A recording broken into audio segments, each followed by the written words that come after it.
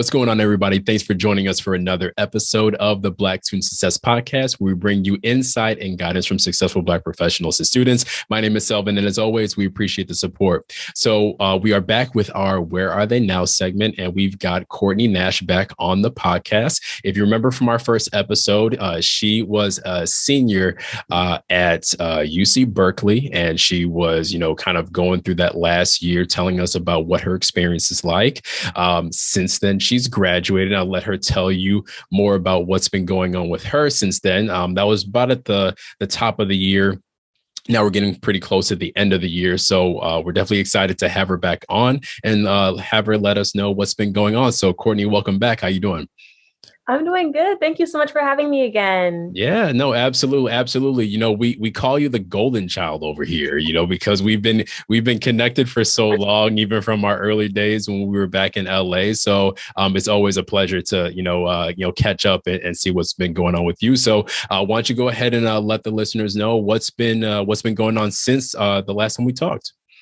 Definitely. Oh man, it's definitely been a really busy year. So yes, when we last spoke, I was in my last semester of college. And so I graduated in May, which is that was like 5 months ago now, but it feels like it was 5 years ago. And so now I work full time in publishing, which has been a lot of fun. And I guess that's really been the most major, those two things, graduating and then finding a job in an industry that I'm really passionate about. So I feel like a full-fledged adult. I'm really in the real world now. My first time not being a student. Yeah. So what's that transition been like? From being a student to kind of going full force into now the adulting, or just your post graduation life. What's that been like? It's been really interesting. I feel like, especially being a student from kindergarten to finishing undergrad, it feels really or it felt really odd not having that label anymore, or that shared experience with other students. When the semester was starting, none of the memes applied to me anymore about getting school supplies or anything. It was wow, I'm really out here. But I think I'm really thankful that I do feel like I was prepared to enter the real world by the classes I took and stuff like that. I mean, in so much as I could have been, so not I was taking publishing classes, but in terms of time management and stuff, I felt really well prepared, and I think it's shown in my performance. So I'm very thankful for that. Yeah, it's good to know that even if whatever you were studying isn't super directly related to what you're doing, that you still feel a certain level of preparation just to kind of get into the world and use some of those hopefully things that made you more well-rounded into the working world and everything.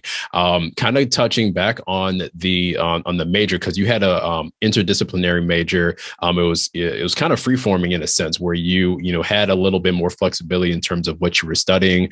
Now, when you look at where you actually landed, was that something that you expected? Did it help with everything that you kind of put together during your undergrad to get into publishing? Tell us about that. Oh, that's a fun question. I think in terms of did I expect to end up in publishing? It's kind of I guess I was going to say yes or no, but probably more of a no, only because I was really interested in publishing and reading and writing. But I had this, idea that the publishing industry was very closed off and hard to get into, which I understand in some ways that is true because it's pretty insular, I guess. But, I just kind of thought I don't have any connections, so I don't know how I'll ever get a job in this industry. So I should just look somewhere else. Which, I guess goes back to my major being in interdisciplinary studies. I kind of had a focus in education and child development.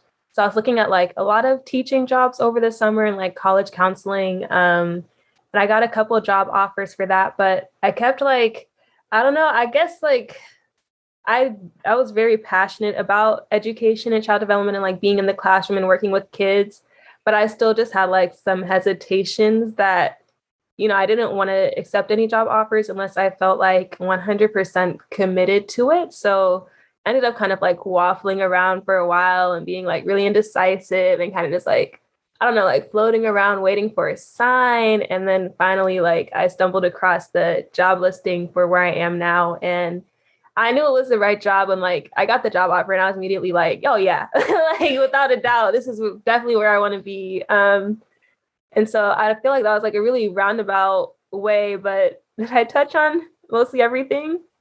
Yeah. It can be tough, especially having the good problem of having these job offers, right? And then but you're not completely satisfied. Some would maybe even envy being in that position, but it can be tough if you don't like have that intuition that it's not completely right for you. So we're happy that this position kind of came around, and now you're in the world of children's books and publishing rather, and that you feel really good about it. So that's got to be a weight lifted from your shoulders with all that. It definitely, yeah, it's been a really huge weight lifted to. I guess I do feel like I have a lot more direction now that I've found in place in publishing.